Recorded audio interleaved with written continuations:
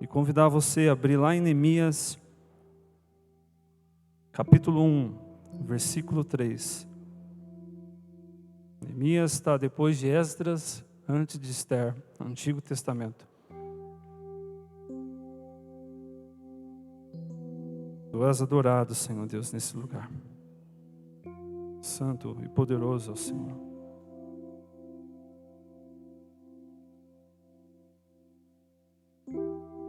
Se você encontrou, com a sua Bíblia aberta, feche os teus olhinhos aí. Você encontrou, segura aí. Feche os teus olhinhos nesse momento. Se você puder, abaixe a sua cabeça. Grande Deus, amado e poderoso Pai, a tua igreja se rende à tua presença nesse momento. Em respeito à tua presença, em respeito à tua palavra, a tua palavra que é transformadora, a tua palavra que é viva, a tua palavra que renova, a tua palavra que direciona, que encoraja, que nos exorta, a tua palavra que vem ao nosso coração nesse momento, mudar as nossas vidas, escrever novas histórias, e o nosso coração diante da tua presença precisa estar, Senhor Deus, disposto a receber tudo aquilo que o Senhor tem para entregar.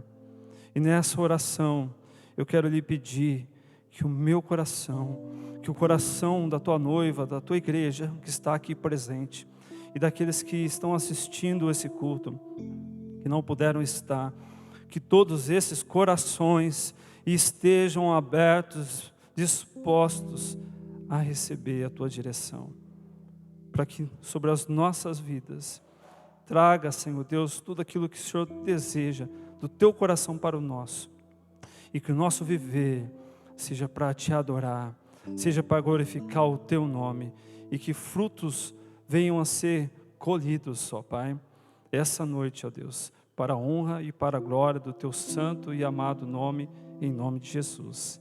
Amém. Amém, queridos? Pode sentar.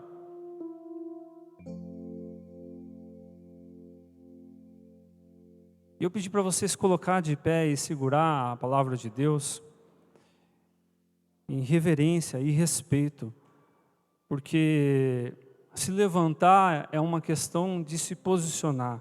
Quando nós nos levantamos, nós saímos de uma situação cômoda, uma situação confortável, para uma situação, por algum pouco tempo, desconfortável. Mas por que nós fazemos isso? Em reverência à presença do nosso Deus. Agora, mesmo sentado, você com a Bíblia aberta, acompanha comigo aqui. Neemias capítulo 1, versículo 3. E eles me responderam: aqueles que sobreviveram ao cativeiro e estão lá na província, passam por grande sofrimento e humilhação. E o muro de Jerusalém foi derrubado, e suas portas foram destruídas pelo fogo. Amém? Deus abençoe no estudo da sua palavra.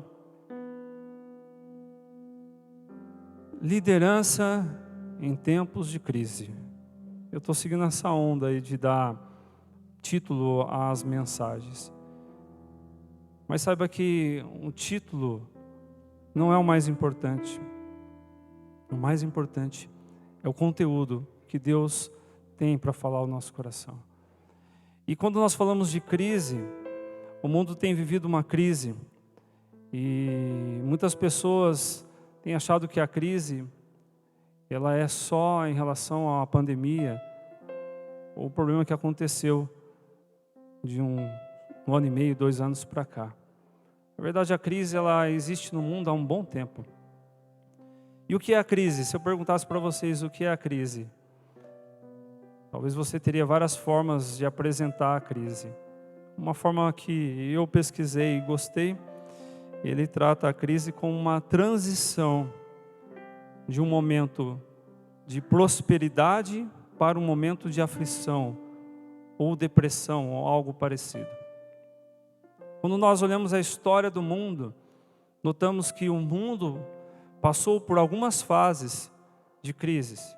sejam na indústria, sejam nos lares, seja em qualquer área. A crise ela está presente no mundo. E qual é a causa da crise? E eu entendo, e eu quero fazer uma introdução muito rápida sobre isso, que tudo na vida é uma questão de causa-efeito. Causa-efeito. E por que eu estou falando isso? Porque nós lemos um texto de Neemias, e eu quero fazer uma introdução sobre o que aconteceu até chegar nesse fato. Causa-efeito. Mas antes eu queria fazer um reforço a você que se converteu há pouco tempo, ou você que já é um crente velho, né? Todo respeito, mas velho na conversão, que estudasse mais a palavra de Deus. Você que não entende, acha a Bíblia difícil, tem dificuldade de entender tribos, eu não consigo entender o povo no Egito, a diferença de judeu, de hebreus, muitas coisas eu não entendo. E esse reconhecimento de não conhecer, ele é importante para que você busque conhecer mais da palavra de Deus. Nós temos um professor, um líder que cuida do ministério na nossa igreja, e eu gostaria de incentivá-lo a fazer isso. E isso motivou o meu coração a compartilhar isso com a igreja quando eu estava preparando essa mensagem. Foi quantas vezes nós fazemos a introdução de um fato porque muitas pessoas não sabem o que aconteceu. Muitas pessoas não sabem sobre Davi, não sabem as coisas que aconteceram na Bíblia, e isso dificulta muito o entendimento da palavra.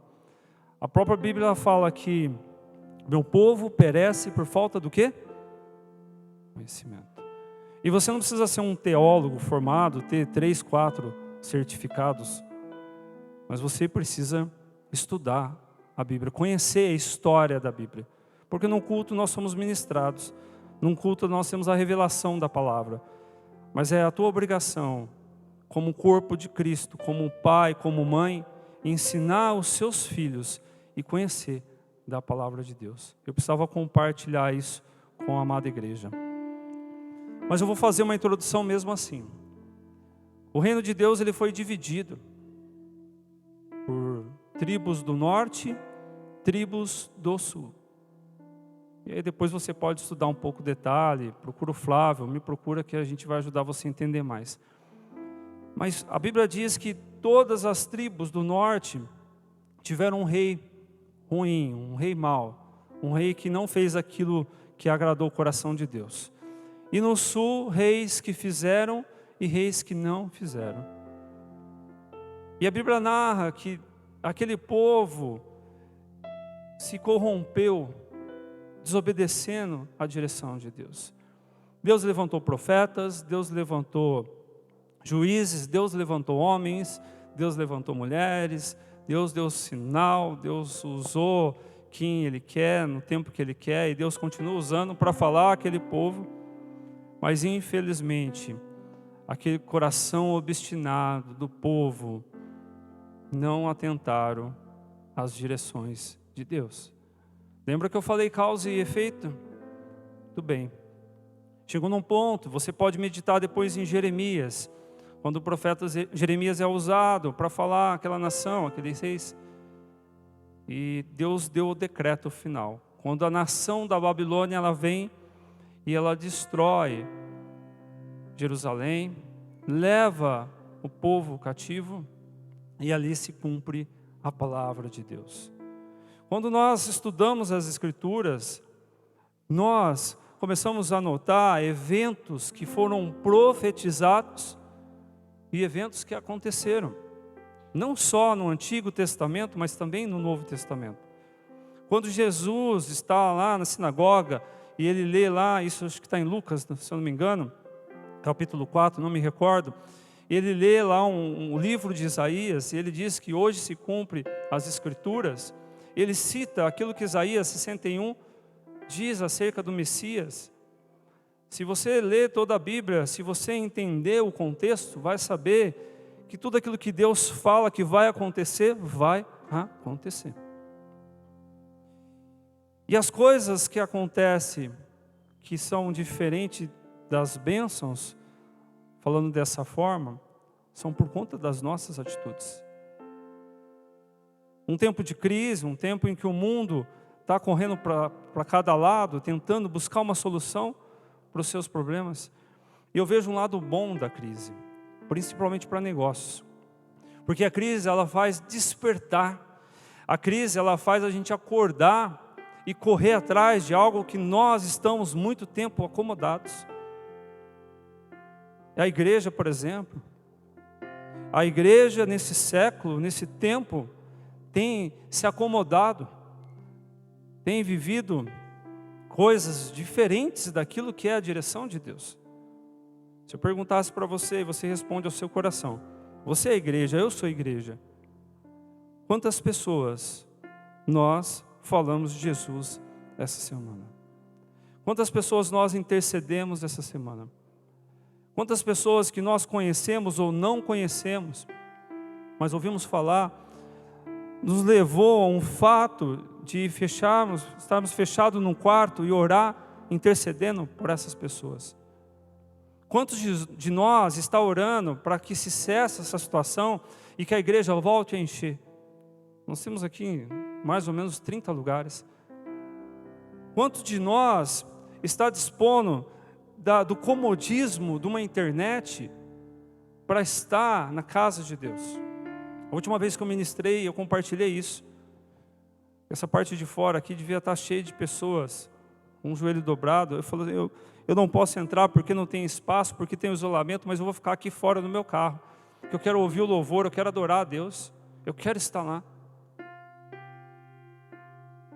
Isso são alguns exemplos de coisas que estão acontecendo, não por conta da pandemia. Não é o Covid, não é a pandemia, não é o governo, somos nós. A crise, ela só está mostrando aquilo que está no nosso coração. E é um tempo para despertar, é um tempo para acordar, é um tempo para reconstruir coisas novas em nossas vidas. Você crê nisso? Amém? Muito bem. Voltando lá para Neemias. Neemias foi um homem de Deus que demonstrou muitas coisas às pessoas. E eu quero usar a vida desse homem de Deus para ensinar algo para nós essa noite. E quando Neemias, no capítulo 1, a Bíblia narra que ele recebeu notícias do povo que estava lá em Jerusalém. E a Bíblia ela narra que quando Neemias teve notícias do povo, ele se entristeceu, ele se lamentou e ele buscou o Senhor. Você está com a Bíblia aberta aí? Capítulo 1, versículo 4.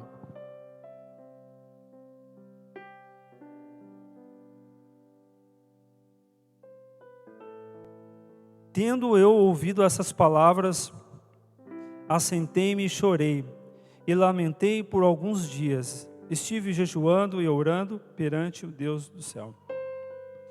Primeira coisa que nós precisamos aprender essa noite, entenda que eu e você, nós estamos num processo de reconstruir coisas em nossas vidas.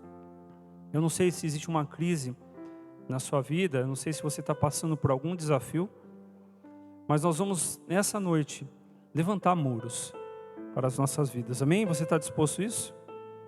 Você está com seu corpo preparado para carregar peso? Amém? Vamos lá.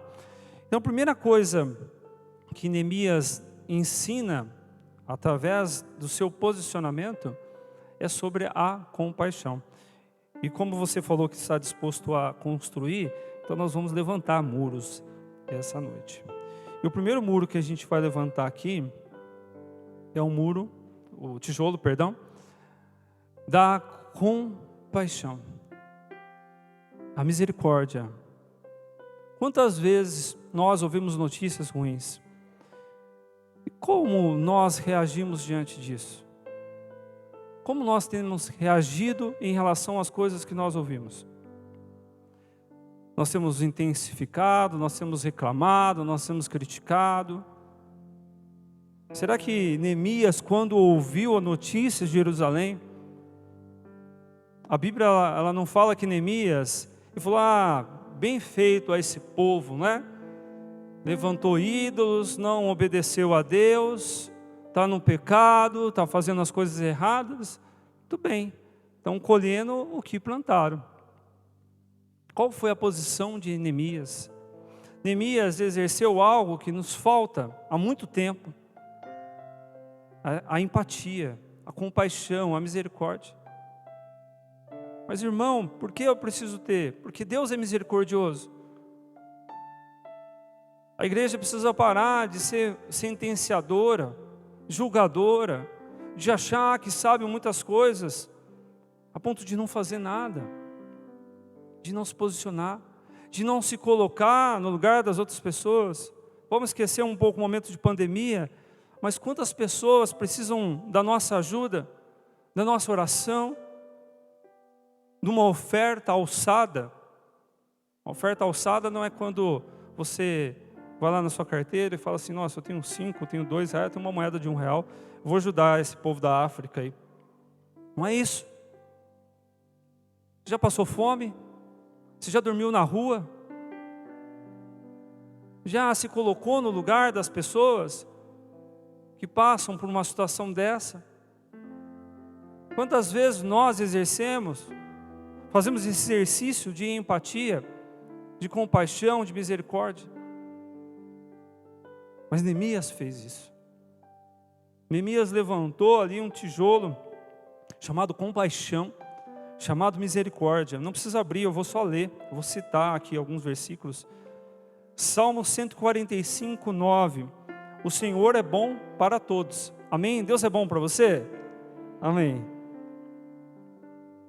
A sua compaixão alcança todas as suas criaturas. A sua compaixão tem alcançado quantos? Ou você é indiferente para as coisas que têm acontecido?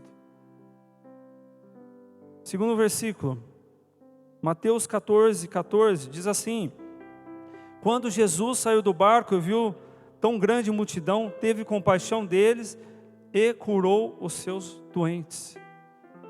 Preste atenção nisso. Preste atenção, por isso que é importante a gente conhecer da Bíblia. As portas do inferno não prevalecerão contra a sua igreja. Jesus disse, vocês farão obras maiores. Jesus disse, em meu nome vocês curarão enfermos, expulsarão demônios, pregarão o evangelho. Não é assim que está escrito? Não é assim? E assim nós temos cumprido? Nós temos orado? Nós temos clamado? Mas tem um ministério da igreja, cadê? Quem é da intercessão aqui? Tá? Vocês têm feito isso, amém? Então beleza. Então eu também não preciso pregar aqui essa noite, porque também esse não é o meu chamado. Eu não sou o pastor, você não é o pastor.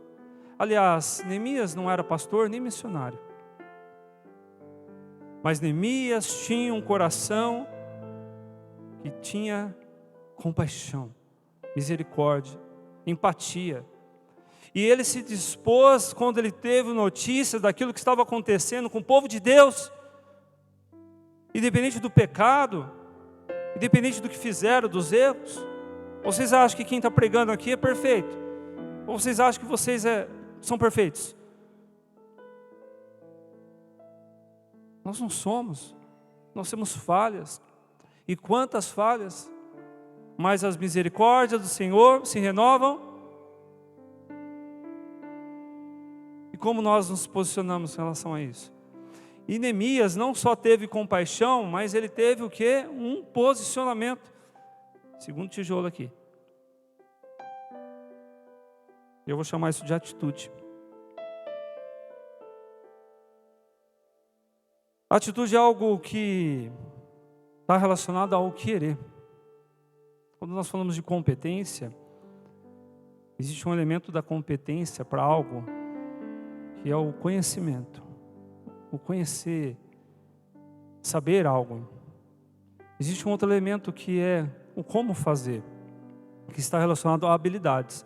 Por exemplo, para tocar, o nosso querido Serginho aqui, ele estudou, e ele praticou, e ele tem uma habilidade para tocar teclado. Como alguns têm habilidades em outras áreas.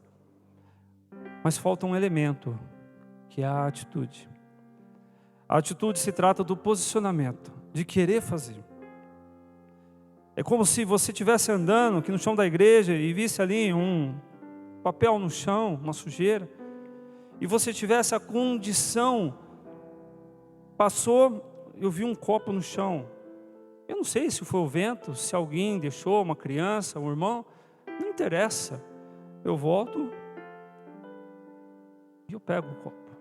O que eu fiz foi ter uma atitude, ter um posicionamento. Sair de uma zona de conforto, sair numa condição em que eu penso, isso não é problema meu. Talvez seja problema de um pastor, seja problema do Espírito Santo, seja problema do líder A, mas não é problema meu. Estão entendendo que Deus dá a ordem à igreja, Deus dá a direção à igreja, não importa a função, não importa o cargo, não importa a idade, não importa o sexo, não importa a cor. Ou nós somos igreja, não é o templo físico, mas nós, corpo, e assumimos a posição que Deus nos deu, ou vivemos essa crise. Nos conformamos com as coisas que acontecem e deixa que o mundo se lasque. Mas não é essa a vontade, não é esse o plano, não é essa a direção. Não é isso que está no coração de Deus. Então a atitude é querer fazer, é se posicionar, é ter algo diferente. E o que Neemias fez? Ele teve compaixão, ele se posicionou, eu preciso fazer alguma coisa. Nós precisamos, como igreja, fazer alguma coisa. Nós não podemos ser omissos, egoístas, indiferentes. E aí ele vai lá, ensinar mais uma coisa para nós. A oração. E a segunda vez que eu ministro aqui, que eu fico incomodado comigo, primeiro, e a igreja. Quando eu lembro que alguns pastores lá das igrejas ocidentais, grandes igrejas, compartilham, qual é o sucesso, né? O que você tem feito? Qual é o segredo para essa igreja ter tantos membros, para a igreja crescer? E sabe qual é a resposta dele? Orar. Quando nós vamos em Atos, o tempo de Atos, a igreja primitiva, o que eles faziam? Partir do pão, a comunhão e a oração.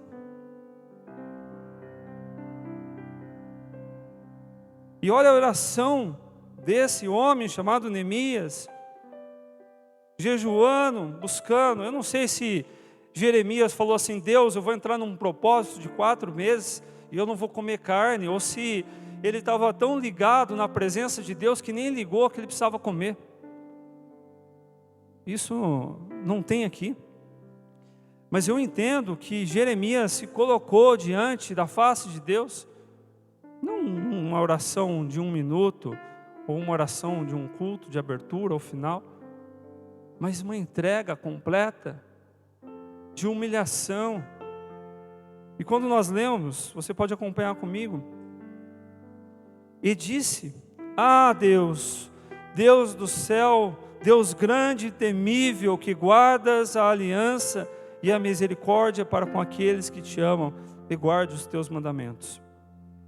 Esteja, pois, atentos os teus ouvidos, os teus olhos abertos, para acudires à oração do teu servo.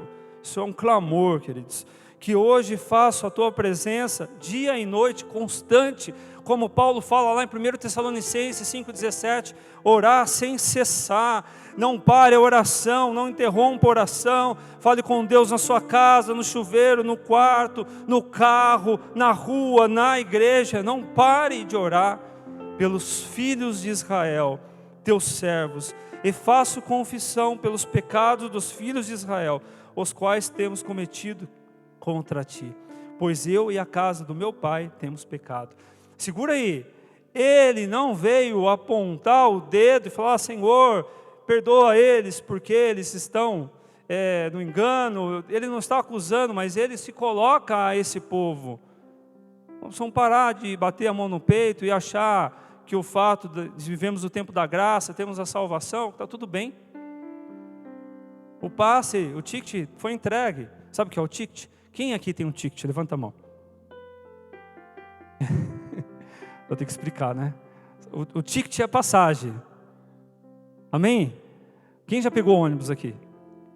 Ok, vou explicar isso. Então você vai pegar o ônibus, tá? Aí está lá o motorista do ônibus, você entra, o que ele fala? Dá passagem.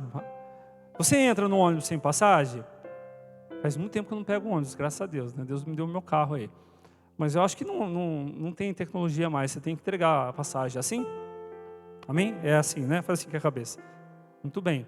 O que é o ticket? O que é a passagem? É a graça. É Jesus, Ele deu a passagem. Jesus já deu a passagem para você entrar, trem, avião, carro, não importa. Eu estou fazendo uma analogia. A passagem é para você ir para a eternidade. É a passagem. E a passagem você dá e não pega de volta. Você entrega e você vai para a salvação. E aí, está tudo bem, porque eu já tenho a passagem. Está tudo certo. Vou viver minha vida. Vou deixar a vida me levar, né? Deixa eu tocar, porque eu tenho o ticket. Não é bem assim. Sabe por quê? Porque esse cara chamado Neemias, ele tinha uma posição. Vai lá no finalzinho do versículo 11. Eu quero ler o versículo 11, melhor dizendo.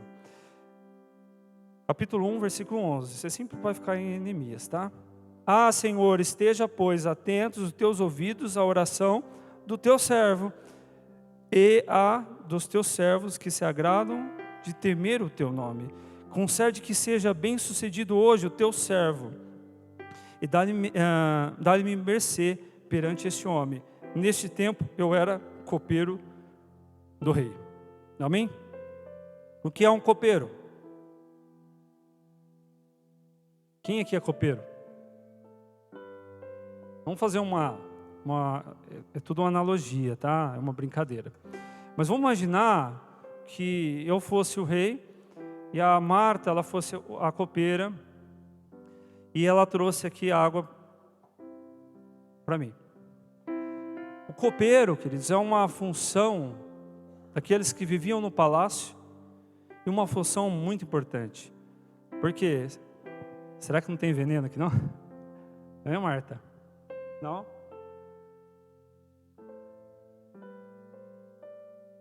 Conta aí 30 segundos. Se eu não cair, eu estou vivo. Entenderam a mensagem? É um cara que tinha confiança do rei. Porque é um cara que trazia a bebida, trazia comida. Vivia no palácio com o rei. Você imagina. E o rei ali era um rei persa. E ele estava sujeito à direção daquele rei. E de repente, ele ouve notícia. Ele teve compaixão. O que fala depois? Se posicionou, atitude, orou a Deus. E aí o que estava no coração desse homem? Eu preciso fazer alguma coisa. Eu não posso ser indiferente, eu não posso ouvir, saber que as pessoas estão morrendo, que existe um inferno, que as pessoas não estão conhecendo o Senhor, não têm intimidade com o Pai, não vivem em comunhão, casamentos sendo destruídos, filhos que não honram pais, pessoas que depositam a sua confiança num Deus falso, pessoas que vivem de angústia, de remédios, pessoas que se matam, pessoas que se prostituem. Eu não posso saber dessas coisas e não fazer nada. Deus me ajuda, eu preciso fazer alguma coisa. Só que ele estava no palácio.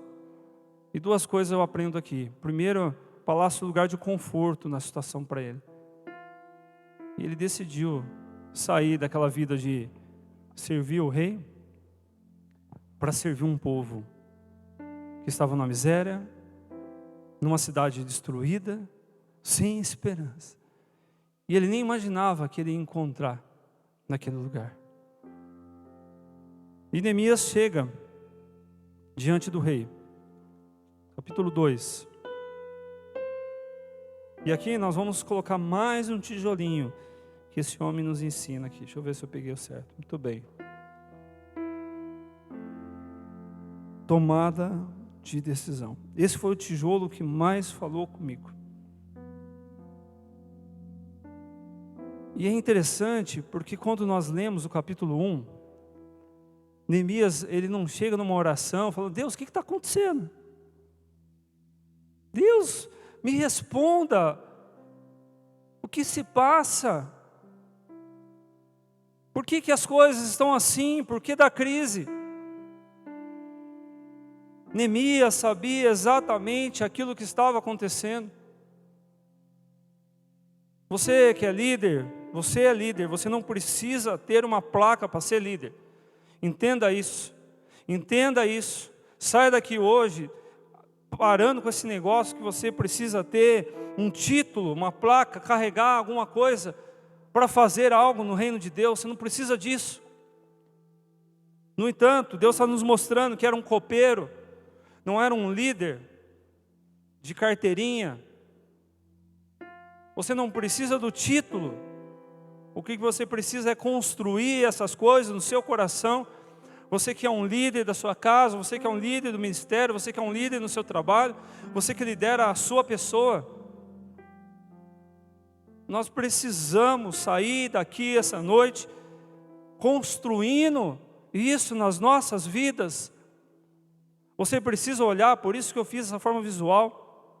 Quem me conhece sabe que eu gosto de trazer no visual.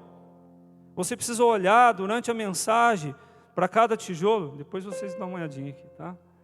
Vocês precisam olhar aqui e falar assim: Deus, está faltando isso para eu construir um muro. Está faltando atitude, está faltando oração, está faltando tomada de decisão.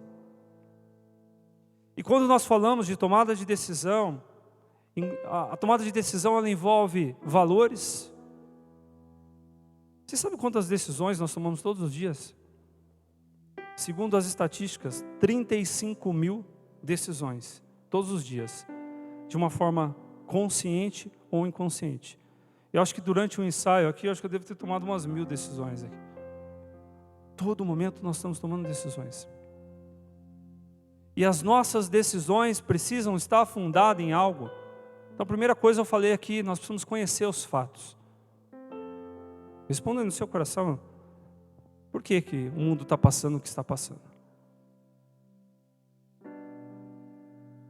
Por que você, agora é para você, está passando o que você está passando? Por que será que na tua família ou algum conhecido está passando por algo? Então nós precisamos tomar a decisão. A tomada de decisão é uma característica de um líder, característica de Neemias, mas ela não pode ser pela emoção. Ai meu Deus, estou morrendo. Ai meu Deus, a Santa Casa está cheia, a Unimed está cheia. Aí você não sai de casa, não vem num culto, não faz nada da vida. Entenda o que está acontecendo. Não haja pela emoção. Vou dar um exemplo de oração e tomada de decisão. Jesus reuniu o povo lá para escolher 12 discípulos.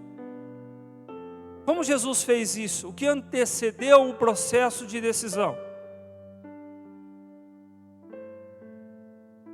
Jesus sabia exatamente o que ele precisava fazer, passado uma noite de oração. A Bíblia diz que ele foi, não lembro se é ao monte, em algum lugar, não me recordo, mas Jesus estava lá, passou a madrugada orando. E no dia seguinte ele escolheu 12.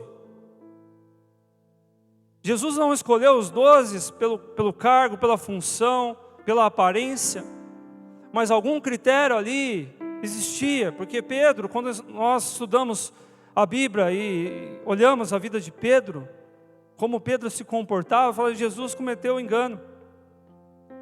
Mas quando nós olhamos para Pentecoste, quando olhamos para mais depois, e quem ele se tornou, fala assim, nossa, olha como Jesus olha para as pessoas e como nós olhamos para as pessoas, como nós fazemos acepção, como nós fazemos separação.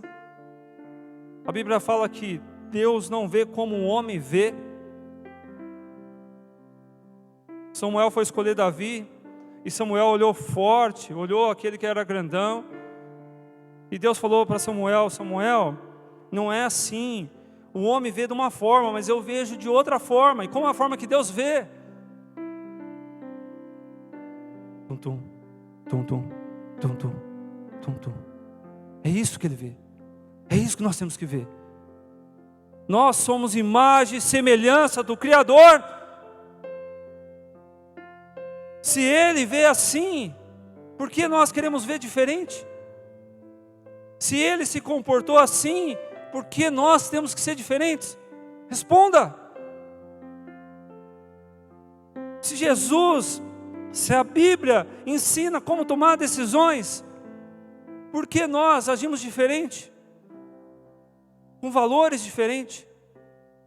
Eu vou fechar um negócio com tomada de decisão, eu vou ser sócio daquele cara, e eu sei que aquele cara lá que fez a proposta, é um negócio que eu vou ganhar muito dinheiro, mas vai fazer sonegação de imposto. O valor pesa, porque isso é mentira, isso é engano, eu não tomo essa decisão. Eu tenho que agir com inteligência, com capacidade, com a direção e a visão de Deus. Quem sabe a visão que Deus deu para essa igreja? Levante a mão. Quantos sabem? Não tem problema não. Você vai levar uma pancadinha aqui, mas é amor. Amém? Tem que saber. Tem que saber. Você, a igreja, tem que saber a visão de Deus para essa obra. Uma igreja que nasceu no coração de Deus para sentar aos domingos ou assistir em casa, batendo um rango, pijamão, e ninguém é abençoado porque nós não tomamos postura. Não é essa a visão. Então a tomada de decisão é uma igreja que nasceu no coração de Deus para abençoar São João, São Paulo, Brasil e o mundo. Tomada de decisão tem que ser com base nisso. Valores, inteligência, direção de Deus e visão. Aqui. E ele sabia o que estava acontecendo. Na oração ele falou, Senhor, sabe o que está acontecendo, Pai? A culpa é nossa. Pandemia é culpa nossa. Doença é culpa nossa. Não é o capeta, não. Somos nós. E precisamos despertar. Amém? Está tomando decisão aí ou não? Capacidade de saber qual é o problema. O problema é que eu venho no culto, Deus falou para eu largar esse negócio e eu não largo. O problema é que eu vim no culto, Deus falou que é no tempo dele e eu não sei esperar. O problema é que Deus falou que eu tenho que vir no culto e eu não venho no culto. O problema é que Deus falou que eu tenho que começar a dizimar e eu não dizimo. O problema é que Deus falou que eu tenho que honrar os meus pais e eu não honro. O problema é que Deus falou que eu tenho que parar com a pornografia e eu não paro. O problema é que Deus falou que eu tenho que fazer isso e eu não faço. Aonde que está o capeta aqui?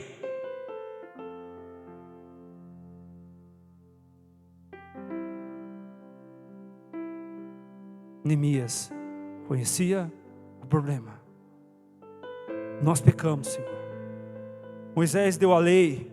Lei é lei. Lei é a palavra. Lei é a vontade. Lei é Cristo. O Senhor deu, o Senhor falou no culto, o Senhor usou milhões de pessoas para falar, o Senhor fala todo dia, o Senhor repete. O Senhor levantou profeta, o Senhor levantou homens de Deus, do Senhor, sei lá quantas vezes, mas o povo não se atentou. E aí aconteceu o que aconteceu. Mas ele não se conteve. E ele teve algo também que falta para nós. Coragem. Olha, eu vou falar uma coisa para você, em amor. Se você deixa de buscar a Deus, se você está deixando de vir na igreja, com medo de você pegar a porcaria aí do Covid, me desculpa, você não confia no teu Deus. Uma estrutura organizada, cheio de temor. E eu vou falar uma coisa para você que está me ouvindo aí. E se você tiver que pegar esse negócio, não vai ser igreja ou outro lugar. E quem vai te livrar é Deus, querido. Porque muitas pessoas pegaram esse negócio, não estando em igreja ou estando em igreja, não sei a origem, mas receberam da graça de Deus, da cura de Deus. Agora eu fico imaginando, se Davi não tivesse se posicionado, vou pegar um exemplo em seguida aqui, que é o livro de Esther, um exemplo de mulher corajosa, que teve que chegar na presença do rei, em prol de um povo, olha só, ela estava lá no bem bom, rainha, no palácio, comendo do melhor, debaixo da proteção do rei, mas havia uma condenação para o povo. Qual foi a posição dela? De entrar na presença do rei. E você sabe que não pode entrar na presença do rei sem ser chamado. Ela buscou, ela jejuou, ela orou. O que você tem feito para quebrar esse medo? O que você tem feito para ser ousado na presença de Deus? Será que esse tijolinho aqui eu já tinha feito há um bom tempo já. A Suzy montou para mim umas caixinhas de papelão. Eu falei, Deus me deu uma palavra. Encapa para mim os tijolinhos. E eu guardei. Eu acho que faz uns 2, 3 meses. Essa semana a Simone mandou um louvor. E falei, nossa, tem a ver com a palavra. E aquilo já foi queimando no meu coração. 2 confirmações. Na quinta-feira a pastora falou, Pet, nós não podemos ir no culto. Você pode pregar? Eu falei, amém, eis-me aqui. Eu já tinha a palavra.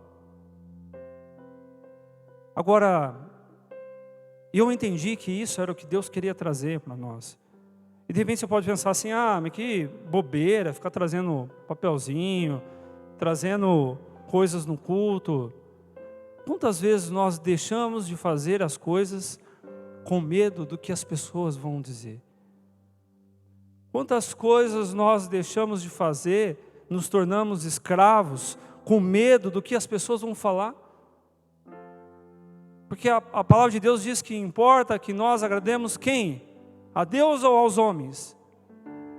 E Deus sabe que no meu coração, a ideia, a motivação por trás disso é ensinar algo visual à igreja.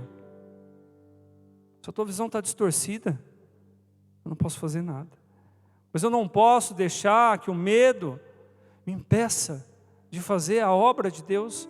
Você não pode deixar que o medo, qualquer coisa, o que vão falar, eu não sei fazer isso. Para com isso. Como não sabe? Quem te capacita é Deus. E se você não sabe, Deus vai colocar um recurso. Se você não sabe, se vira, vai buscar. Meu Deus, esses dias eu peguei uma Bíblia da época do meu avô, da metodista, cheia de furinho. Pensa numa folha amarela, ruim, letra desse tamanhozinho. Hoje tem Bíblia de estudo, tem esboço na internet, cursos de teologia de graça, como fazer evangelização, pregação, um punhado de coisa. Chega de desculpa, chega de encobrir com medo. Seja ousado e Deus vai te dar vitória. Seja ousado e Deus vai trazer vitória para a sua casa, para a sua vida. E Neemias diante do rei, o que aconteceu? Neemias 2. Neemias 2, 4. Disse-me ao rei: que me pedes agora? Então orei ao Deus do céu e disse ao rei. Olha só, o rei, ele nota um semblante triste na face de Neemias. E o que está acontecendo? E aí ele ora a Deus e responde: buscar a Deus. Se é do agrado do rei, o seu servo acha mercê em tua presença. Peço-te que me envies a Judá, a cidade dos sepulcros dos meus pais, para que eu a reedifique. Então o rei, estando a rainha sentada junto dele, me disse: quando durará a tua ausência? Quando voltarás? Aprove ao rei enviar-me e marquei certo prazo. E ainda disse ao rei: olha a ousadia desse homem. Se ao rei parece bem, dê-me cartas para os governadores da além do Eufrates, para que me permitam passar e entrar em Judá, como também carta para Asaf, guarda das matas do rei, para que me dê madeira para as vigas das portas da cidadela, do templo, para os muros da cidade, para a casa que deverei alojar-me. E o rei mas deu, porque a boa mão do meu Deus era comigo. Cara ousado, né? Eu queria ajudar o meu povo lá, né? Não, tudo bem, né? Quando que você volta? Eu vou liberar aqui. Senhor, deixa eu pedir mais uma coisinha. Dá para liberar uns troquinhos aí, né? Você sabe, né? Como é que são as coisas. Eu preciso de madeira, eu preciso de carta, eu preciso de liberação. E Deus permitiu tudo aquilo. Será que quando nós tomamos posição, coragem de fazer a obra de Deus, mesmo parecendo impossível e difícil, será que Deus não estende a sua mãozinha e cuida de nós? Quem acredita, e não levanta a mão para agradar ninguém, mas porque você crê, quem acredita que quando nós vamos fazer a obra, mesmo de algo que parece impossível, de Deus, Deus coloca as mãos? A maioria, 100%. E por que nós não fazemos? Eu vou fazer outra pergunta, né? Hoje é o dia da pergunta, noite das perguntas. Nós temos feito tudo aquilo que nós acreditamos, ou tudo aquilo que Deus tem falado? Não precisa levantar sua mão. Neemias, ele foi corajoso. Eu lembro de Davi. Foi ungido, mas Davi não tinha ainda assentado no trono como rei. E ele derrubou um gigante. Com a ousadia, com a coragem, conhecendo e tendo confiança em Deus. E por que nós não nos posicionamos? Responda aí o teu coração. Você está achando que isso aqui vai até o teto, né? Calma aí. É a sabedoria. O homem liberou. O chefe falou: vai com teu Deus. E a gente acha que na vida, às vezes, tudo é lindo e maravilhoso, mas existem algumas oposições. Eu quero convidar você lá, acompanhar comigo, em Neemias 2. Versículo 11. Neemias 2:11. Cheguei a Jerusalém, onde estive 3 dias. Então à noite me levantei e uns poucos homens comigo. Não declarei a ninguém o que o meu Deus me pusera no coração para eu fazer em Jerusalém. Não havia comigo animal algum, senão o que eu montava. Você pode ler o 16 também, aproveitando aqui. Não sabiam os magistrados aonde eu fora, nem o que eu fazia, pois até aqui não havia eu declarado coisa alguma, nem aos judeus, nem aos sacerdotes, nem aos nobres, nem aos magistrados, nem aos mais que faziam a obra. Por que eu coloquei esse tijolinho aqui? E esse é outro tijolinho que Deus colocou no meu coração que eu deveria construir. Sobre a sabedoria. Pensa num negócio chato, que eu fico chateado quando eu vejo uma notícia nas redes sociais de uma igreja falando mal de outra igreja, de um irmão falando mal de outro irmão, de alguém usando um tempo que poderia estar fazendo uma outra coisa que criasse valor, ou fizesse de uma forma muito sábia, mas se expondo de uma forma negativa a vida de alguém, a vida de um ministério, de uma igreja, trazendo um péssimo testemunho, uma tremenda falta de sabedoria. Eu tenho lido esses dias, eu fiz um propósito todos os dias de ler um capítulo de Provérbios, eu e a Suzy, e quanto o sábio fala sobre a sabedoria, sobre a insensatez, sobre a falta de prudência. Nós precisamos aprender a isso. Saber como falar, quando falar, para quem falar. Nós não sabemos lidar com as situações, porque nós não buscamos sabedoria. Salomão buscou sabedoria. Salomão não buscou riqueza. Salomão buscou sabedoria e Salomão teve riqueza por conta da sabedoria. Como eu lido com o dinheiro, como eu lido com o relacionamento com as pessoas. Por que será? Vou trazer um exemplo, e não é para vocês mulheres, mas a Bíblia cita. A mulher sábia edifica a casa, mas a tola destrói. Você já leu isso? Provérbios 14, se eu não me engano. Olha só, a falta de sabedoria traz desgraça, maldição para o lar. E se você não tem sabedoria, busca. Aprenda a lidar. Esses dias eu passei por uma situação difícil. Fazendo a obra de Deus, em outro lugar. E aí começou a acontecer uns fatos. E eu tenho pedido a Deus, me dê sabedoria, dê entendimento, dê discernimento. E pum! Parecia que não era eu. E Deus me deu como lidar com uma situação.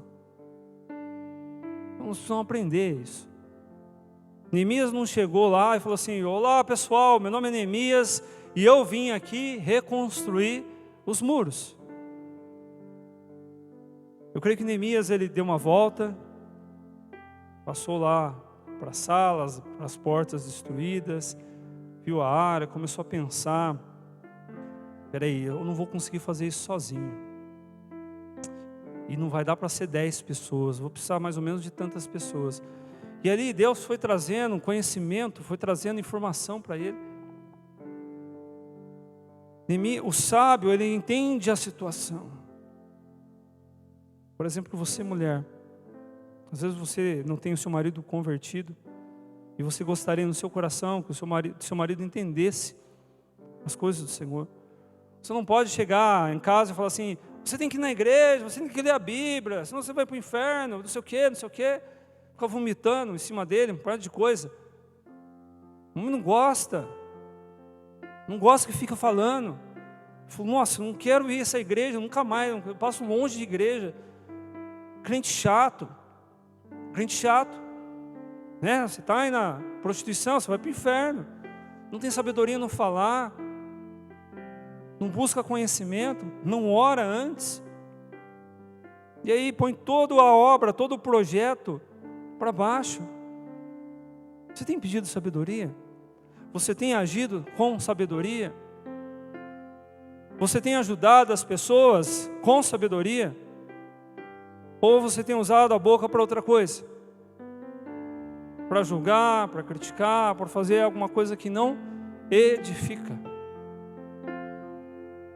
Pensa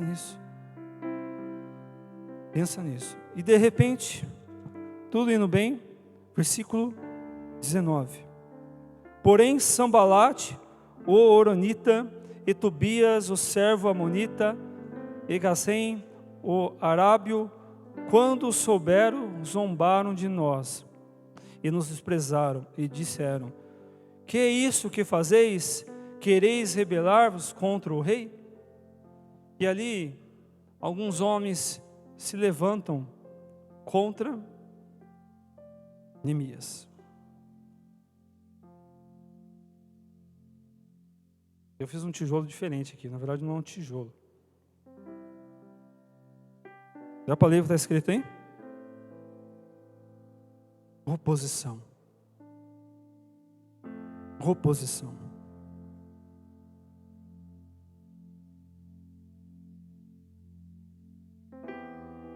Alguém se sentiu ameaçado. Alguém viu que Neemias poderia ocupar a posição, tirar o conforto. A inveja, os ciúmes, essas obras da carne, que às vezes bate na porta do nosso coração. E ali há uma primeira oposição. Você sabe que grandes homens da Bíblia passaram por oposições, intimidações?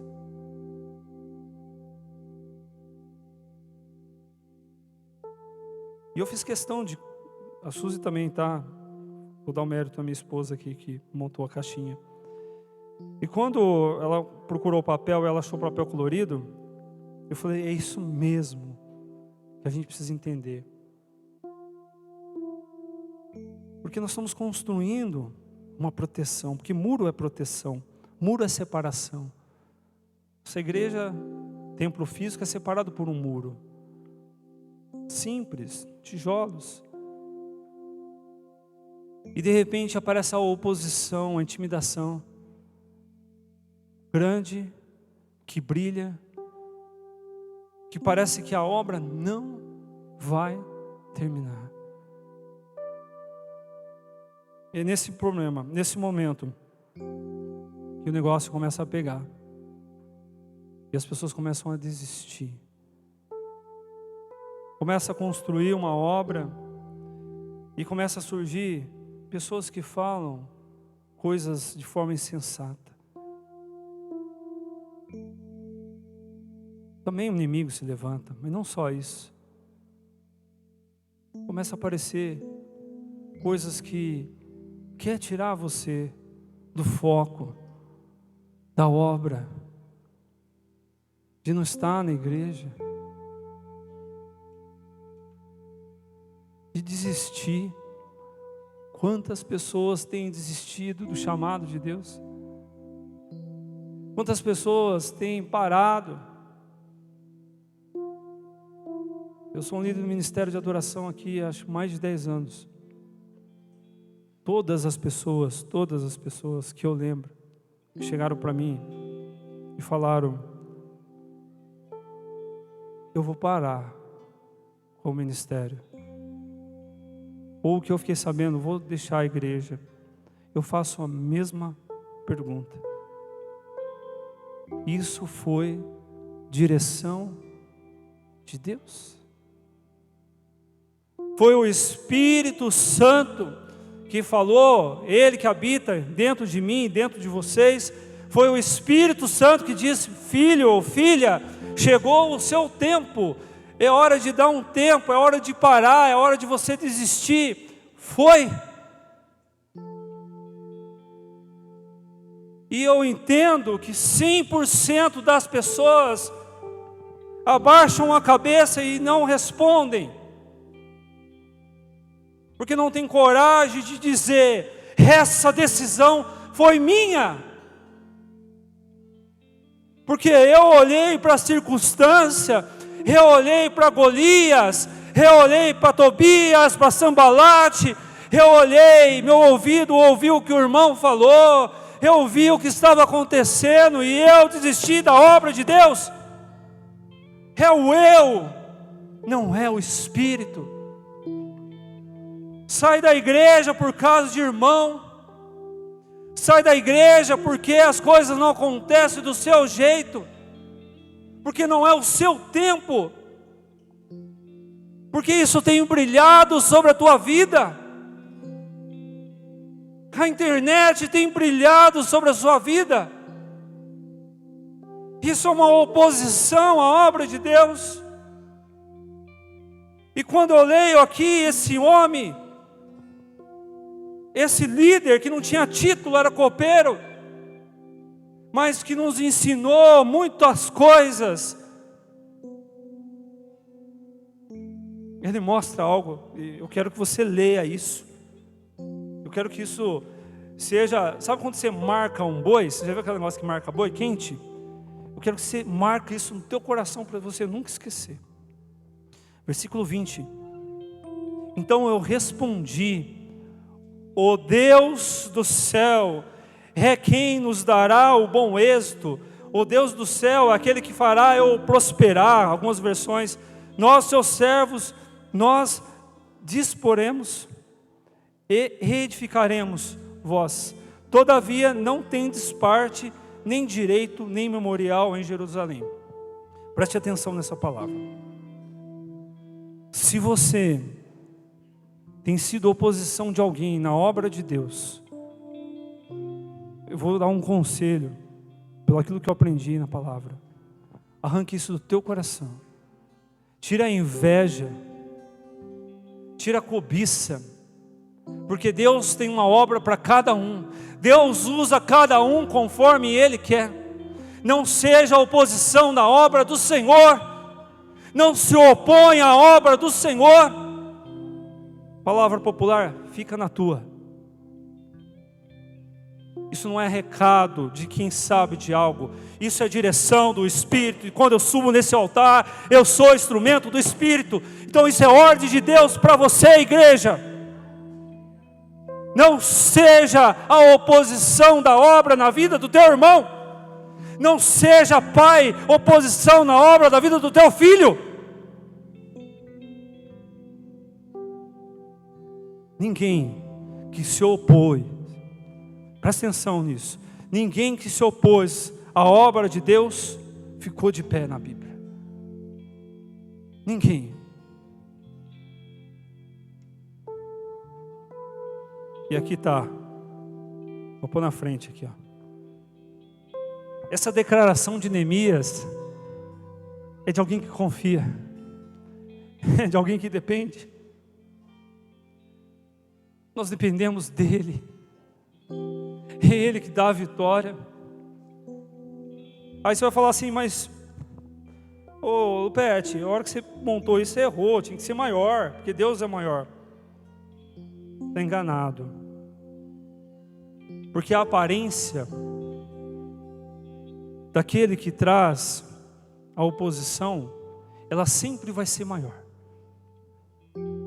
Pega essa dica aí, pega essa ideia. Sempre aquilo que vem aos teus olhos físicos sempre vai ser maior. Quer o exemplo? Davi e Golias. Davi? Golias. Quem Deus deu a vitória? Davi.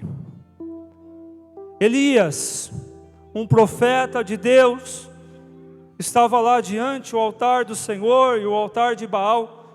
Quantos profetas tinham Baal? 400 profetas contra um profeta.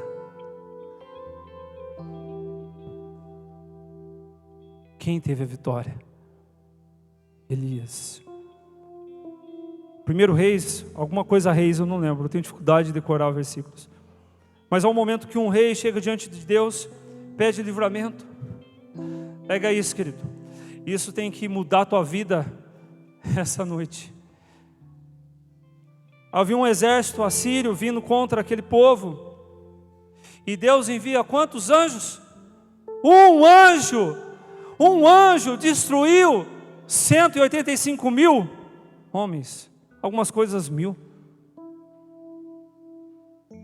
Satanás, as coisas da oposição, ela vem para intimidar, para falar que nós somos fracos, para falar que nós não temos condição, para desistirmos de uma obra que Deus começou a partir do dia que nós viemos num culto, e Deus fala ao teu coração, e você resolveu tomar a melhor decisão da sua vida, de aceitar Jesus como o único e suficiente Salvador. E ali começa uma obra, e o inimigo se levanta, as coisas acontecem, as pessoas que não têm um coração ligado com o céu, com as coisas de Deus, se opõem a essa obra, e você quer desistir. Não desista! Não desista! A não ser que o Espírito fala que é o tempo. Confie e dependa dele. Eu quero convidar você a ficar de pé um pouquinho. Essa manhã eu estava lá no meu quarto, terminando de transcrever a palavra. A mensagem não acabou ainda, tá?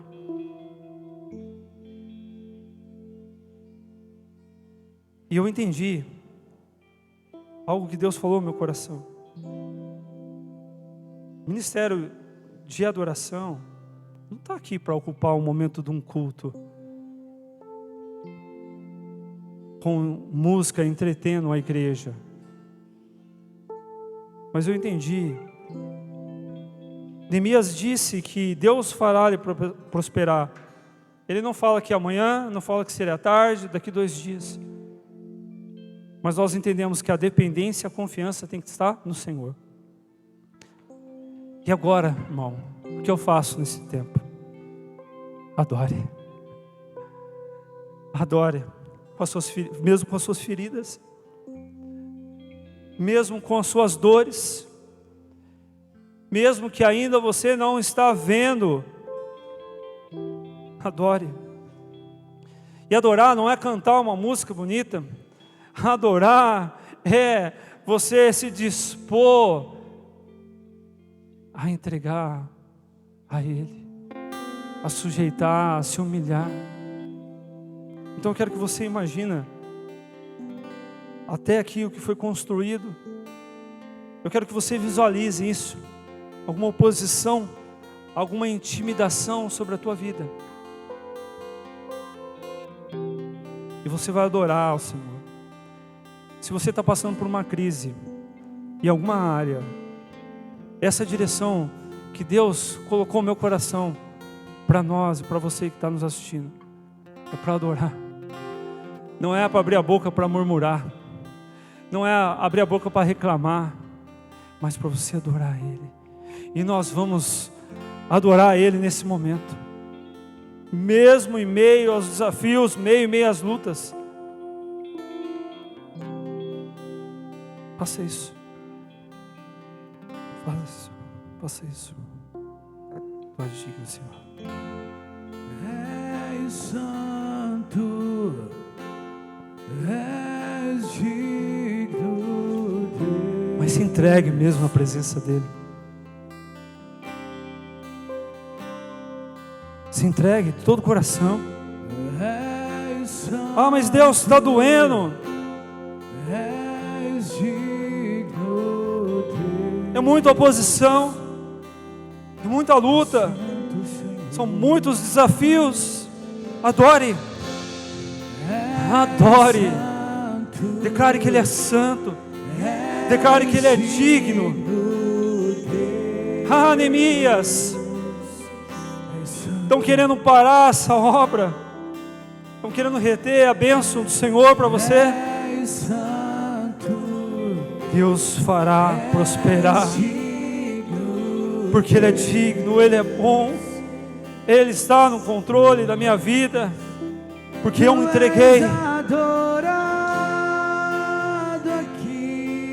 eu decidi entregar a minha vida,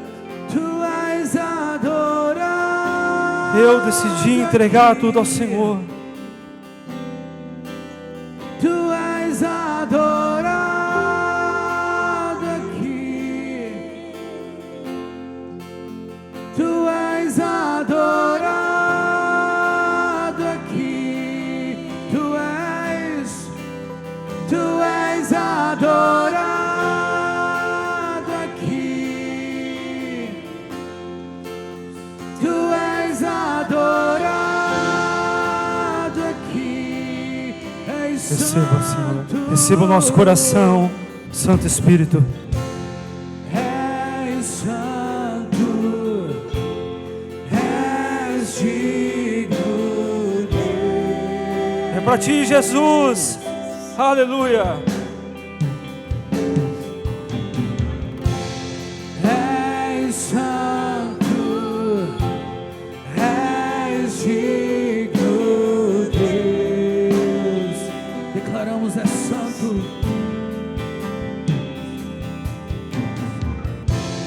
És santo, és digno, Deus.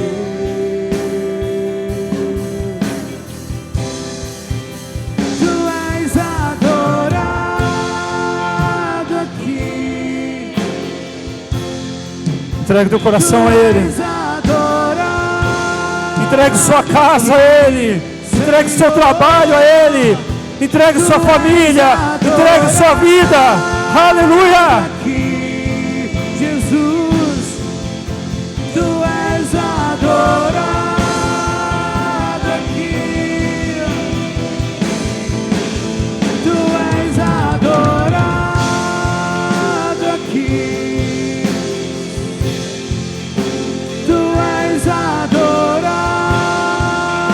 aqui.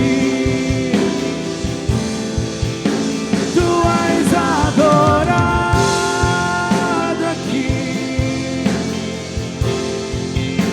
Tu és adorado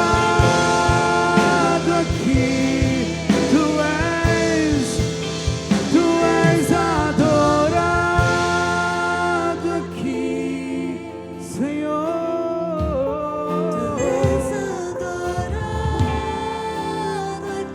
Santo O Deus. nosso Deus. Santo Deus. Tu és adorado aqui. É pela fé. Comece a enxergar Tu com os olhos da és fé. adorado aqui. Nós cremos. Eu vejo, Aleluia. vejo o céu aberto e Eu vejo. uma porta Eu vejo. aberta. Vejo o céu aberto e uma escada. Aleluia. Vejo o céu aberto e uma porta aberta. Vejo o céu aberto, temos livre acesso. Vejo o céu aberto e uma porta aberta. Vejo o céu aberto e uma escada. Vejo o céu aberto e uma porta aberta. Vejo o céu aberto. Tu és adorado aqui. Tu és adorado aqui. Tu és adorado aqui. Tu és adorado aqui. Tu és adorado aqui. Tu és adorado aqui. Deus, receba o nosso coração. Aleluia. Continue glorificando a Ele. Pode acender a luz, queridos. Tu és adorado, Senhor Deus. Essa confiança nós temos no Senhor. Essa confiança, porque quando nós adoramos, quando nós confiamos, como nós somos dependentes, cai. Golias cai. Os profetas de Baal caem. A oposição cai, porque é Deus que está no controle. E nós vamos continuar. Se você quiser sentar, a obra não terminou, amém? Então toda vez você aprendeu algo aqui. Se você já conhecia e não tem praticado, volte a praticar. Toda vez que houver oposição, houver a dor, houver a crise, e você está na obra do Senhor, adore Ele, sujeite a Ele, não dê atenção. Não dê teu ouvido ao que os outros falam, mas dê o teu ouvido ao que Deus confirmar ao teu coração. Amém? Receba isso.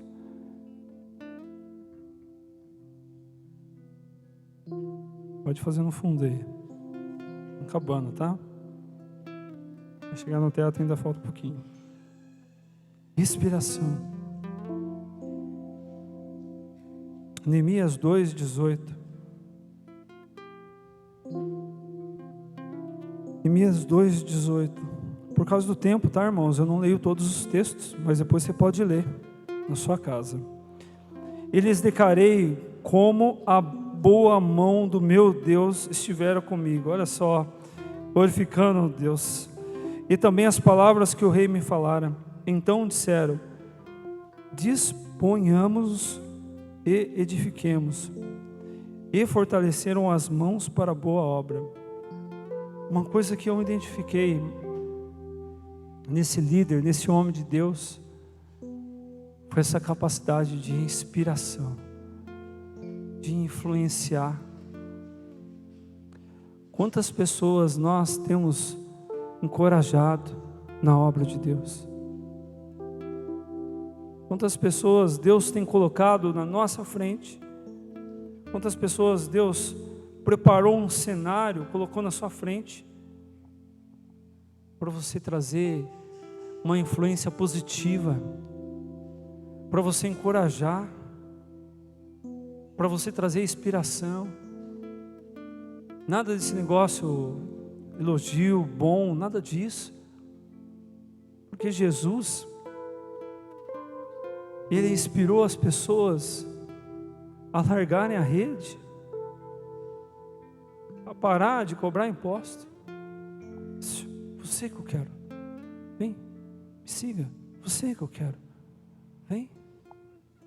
Porque algo ali despertou. Nós precisamos influenciar essa geração, essas crianças que estão aqui, que levantam a mão.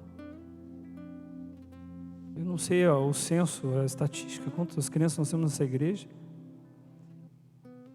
Mas se nós não influenciarmos, se nós não vivemos a palavra, se nós não vivemos aquilo que a palavra tem para nós, essa geração vai olhar para nós e falar assim: que?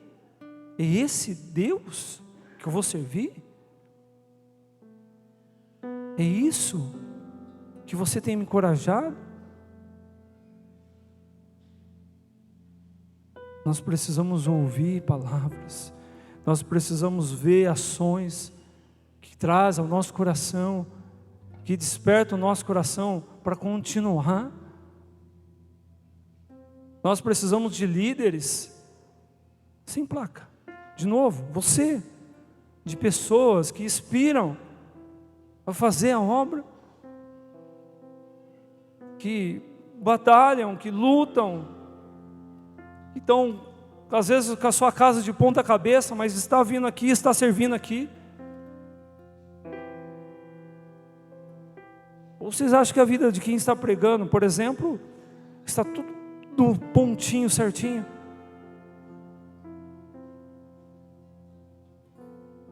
Mas o testemunho, a mensagem, a verdade, ela tem que ser dita. Não é isso que Deus tem para nós? De cabisbaixo, vontade de desistir, de dizer amém para as coisas erradas, para sujeitar o engano do mundo. Não é isso. E você precisa encorajar as pessoas a abrir os olhos, a despertar para uma obra.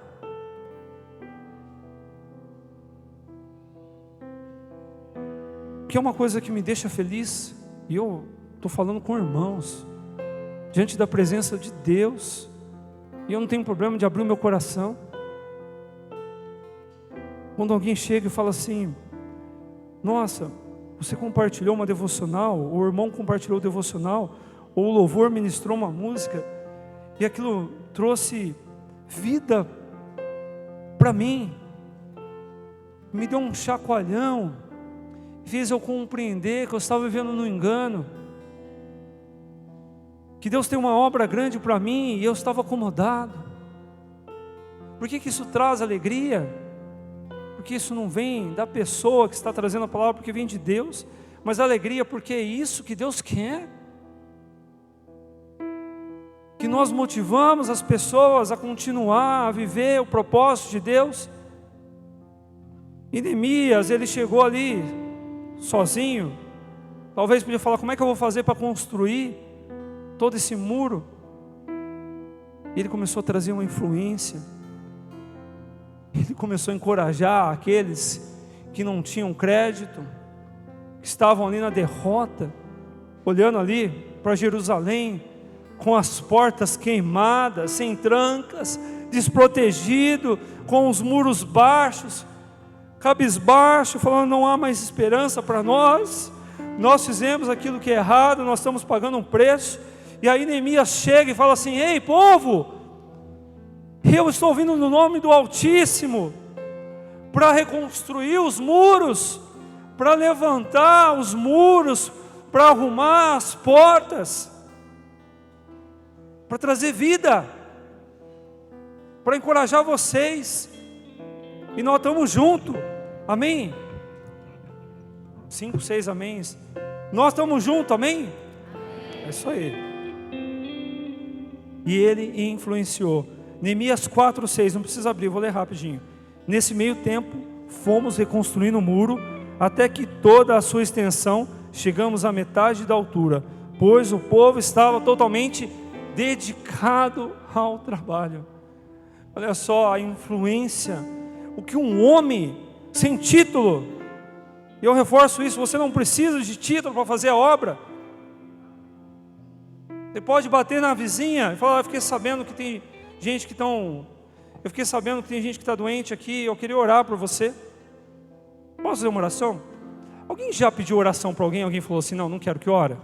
Deixa eu ver se tem a primeira vez que alguém fala isso. Eu não conheço, pode ser que tenha alguém. Uma oração de Deus. Não, pode orar. Não é dar dinheiro. Mas você sabe alguém que está passando necessidade e já ajudou com alguma coisa? Isso encoraja. Isso traz esperança. Quanto de nós temos condição? Quanto de nós temos condição de fazer isso?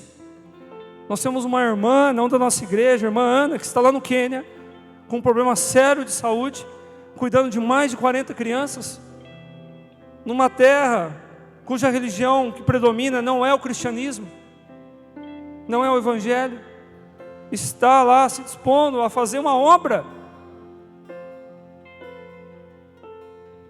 Nós não somos perseguidos, nós não estamos na África, nós somos uma terra próspera, nós moramos numa casa, nós temos comida. Eu acredito, todos, se não todos, a grande maioria, tem um bom trabalho. O que falta para nós fazermos a obra? Neemias ensina outra coisa aqui. Vocês não estão vendo? É trabalho em equipe. Isso aqui. Isso é trabalho de equipe. Não dá para fazer uma música. Presta atenção. Estou no tempo. Segura um pouco aí. Faz um dó aí para nós. Só o dó. Não, só a tecla dó. Bate ela aí. Só, isso é uma nota chamada dó maior. Agora faz o acorde de dó. Dó. Sol. Si. Dó, sol. Dó, mi, si. 3 notas. Um acorde. Não é um. Agora pode continuar fazendo a melodia. A música é assim. E aí entra o ritmo, aí entra as vozes. Jesus, ele escolheu 12. A palavra de Deus ensina que nós temos que valorizar aquilo que é mais importante para Deus. Sabe o que é mais importante para Deus? Pessoas. Eu só fiz a analogia da música para a gente entender a diferença de um som e de um som harmônico. Para a gente entender a diferença quando a obra é de uma pessoa e quando é obra de muitas pessoas. Eu vou ler só um trechinho, Neemias 5. Não precisa abrir, tá? Mas os governantes anteriores, aqueles que pereceram, puseram um peso sobre o povo. Perdão, não é não. Então, versículo errado. É capítulo 3, desculpa. Capítulo 3, versículo 1. Então se dispôs Eliasabe, o sumo sacerdote, com os sacerdotes, seus irmãos, e reedificaram a porta. Se você continuar lendo, você vai ver que os filhos de uns fizeram tal coisa, os netos de outros fizeram tais coisas, governadores fizeram tais coisas, sacerdotes fizeram tais coisas. Ali todo mundo começou a se envolver com uma obra do Senhor. A gente não vence sozinho. A obra não é formada por uma pessoa. A igreja unida num único propósito, num único corpo, tem poder, tem força. Pare de bater no braço, pare de socar o outro membro, pare de tentar arrancar a perna, porque isso é um conjunto, e cada elemento é importante para Deus. E como eu disse, o que é mais importante para Deus não é a música, não é o holocausto, não é o templo, não é o papelzinho aqui, são as pessoas. As pessoas quando obedecem, quando se entregam, as vidas, para que sejam resgatadas de novo para o Pai. Agora estou acabando. Não vai cair, muro. E o 9º tijolo aqui, esse é o que eu li errado, que está em Neemias 5. Neemias 5, 15 e 16.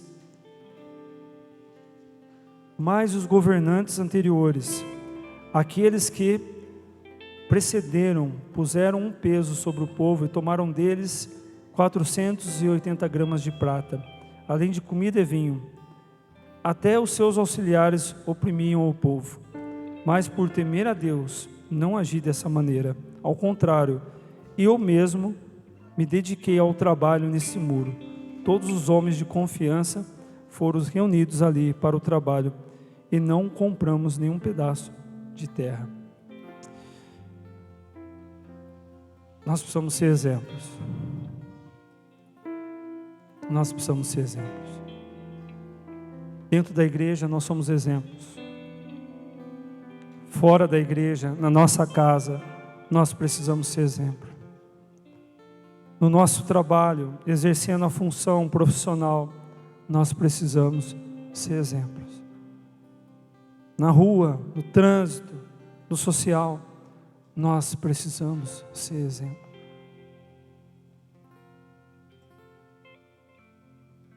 Eu nunca esqueço o dia que nós entramos numa casa de instrumento musical. E aquele atendente disse, estava eu e mais uma pessoa. Ou uma pessoa me contou, agora não lembro, mas o fato é verdadeiro.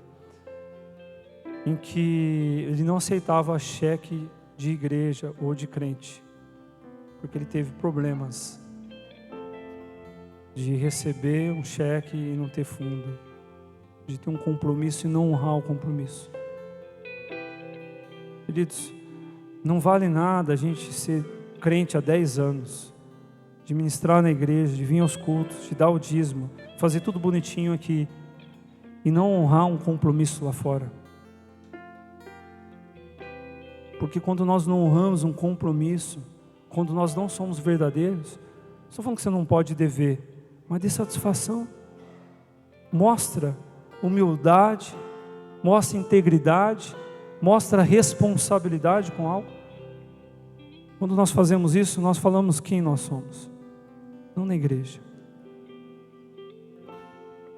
E Neemias ensina isso, de não se corromper com detalhes, de não se corromper com coisas que vai levar a obra a paralisar. Se alguém fala alguma coisa de um crente hoje, é porque alguma coisa foi mostrada que não é bênção. As pessoas não se preocupam. Não estou falando que nós temos que pensar no que os outros vão falar, mas ele disse aqui, temor, mas por temor a Deus. Pessoas não lutam por seus casamentos que estão passando por desafio, que é fácil conseguir o divórcio. Pessoas não abrem mão das suas vontades de comprar as coisas, o coração está nessa terra, e não honram um compromisso.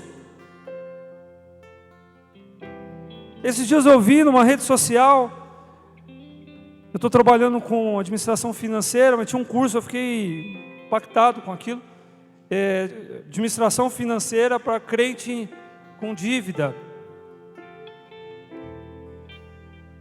Eu falei, nossa, será que tem tanta demanda assim?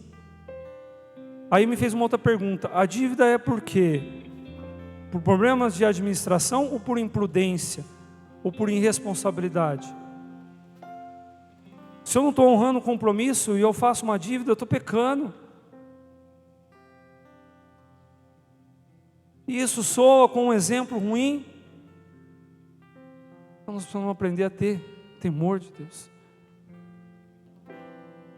Eu poderia ficar aqui construindo tantas outras coisas. Eu quero convidar você a se colocar de pé. Ufa, estou no horário. Obrigado, Deus.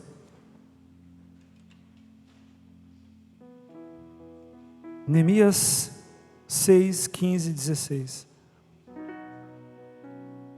O muro ficou pronto no dia 25 de Elul, em 52 dias. Quando todos os nossos inimigos souberam disso, todas as nações vizinhas ficaram atemorizadas e abateu-se o seu orgulho, pois perceberam que essa obra havia sido executada com a ajuda do nosso Deus. Eu quero concluir e liberar para o louvor. Eu quero que você, enquanto ministro o louvor, eu quero que você olhe aqui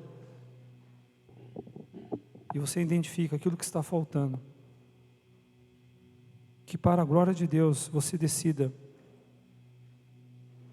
levantar um tijolo nesse muro, através do exemplo da vida de Neemias. E saiba de uma coisa, isso aqui não termina. Eu preciso aprender a me planejar, a me organizar, a ter discernimento, tem tantas outras coisas, mas é isso que Deus colocou no meu coração. E enquanto isso acontece, algo que flui quando a nossa vida está diante da vontade de Deus. Pega isso, que eu acho que isso é o mais importante de tudo.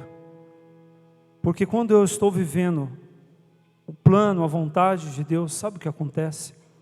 Quando a obra ela começa a acontecer, as nações vizinhas, o mundo começa a notar algo. O mundo começa a ver algo diferente, algo novo, algo transformador, algo libertador, algo que não está só nas nossas mãos. Como Neemias aqui ele conclui, e todos viram que foi a mão de Deus.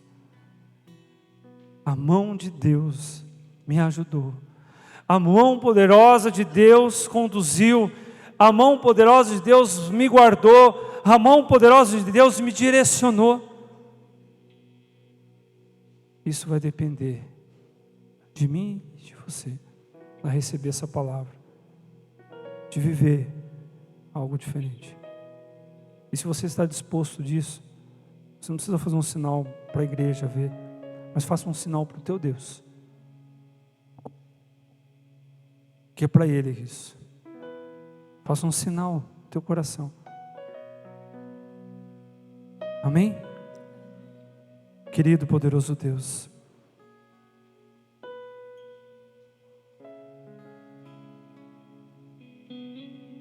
transforma a tua igreja, Senhor. Transforma a tua igreja, Pai. Nós apresentamos diante do Senhor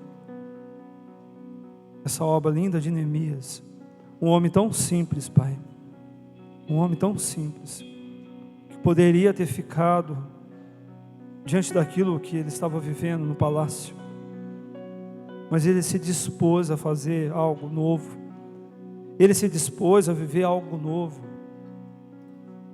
de reconstruir a proteção, de trazer vida, de trazer esperança, de trazer transformação, não só para a vida dele, porque eu creio que ele foi muito edificado com essa obra, mas também daqueles que precisavam. Senhor, tem gente nesse mundo que está sofrendo, que está morrendo. Enquanto aqui nós fomos ministrados na tua palavra, mulheres foram violentadas, pessoas morreram de doença, pessoas foram, Senhor Deus, assassinadas, pessoas foram vítimas de estupros, pessoas se mataram, pessoas, ó Pai, sem esperanças.